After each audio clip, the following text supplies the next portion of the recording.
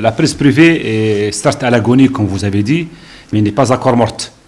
On continue à se battre pour que cette presse continue à exister. Depuis plusieurs années déjà, on affronte les mêmes difficultés et à l'absence totale d'initiative de l'État pour nous venir en aide.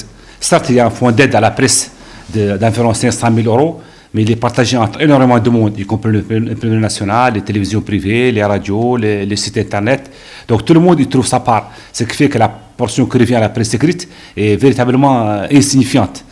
Donc nous avons aussi le problème de la concurrence d'Internet qui nous pose un très très grand problème, en plus du marché publicitaire qui est de plus en plus exigu et à l'absence d'abonnement. Vous savez qu'il y a quelques années, l'État avait interdit aux sociétés publiques et aux institutions de l'État de souscrire des abonnements à la presse, une façon un peu de nous étouffer et d'empêcher que nos recettes s'améliorent.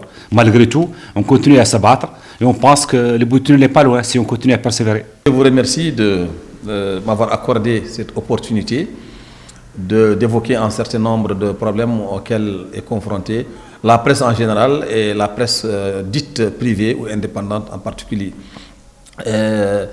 Vous savez que depuis quelques années, la presse privée, notamment la presse papier, fait face à des difficultés de longue date.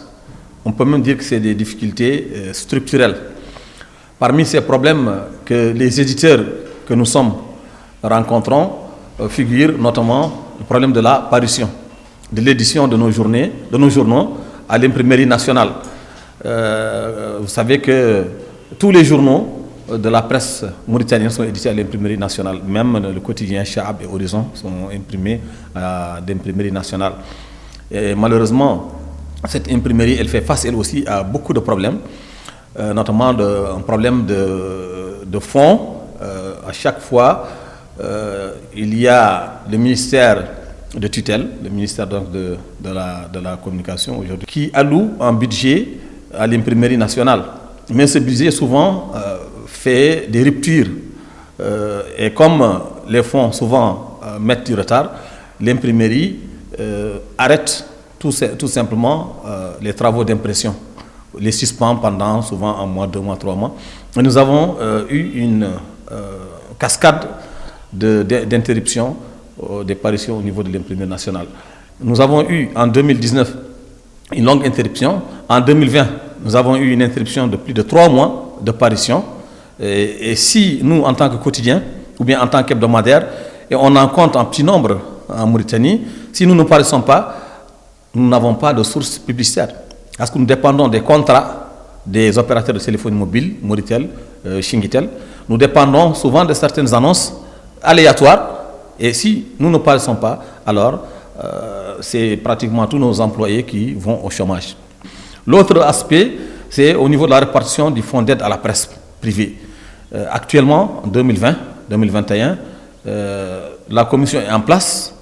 Elle a accueilli, elle a reçu à peu près 80 titres, éligibles ou pas, dans tous les cas. Les gens ont postulé. Et de l'autre côté, il y a la presse électronique, à peu près 200 sites qui ont également fait acte de candidature.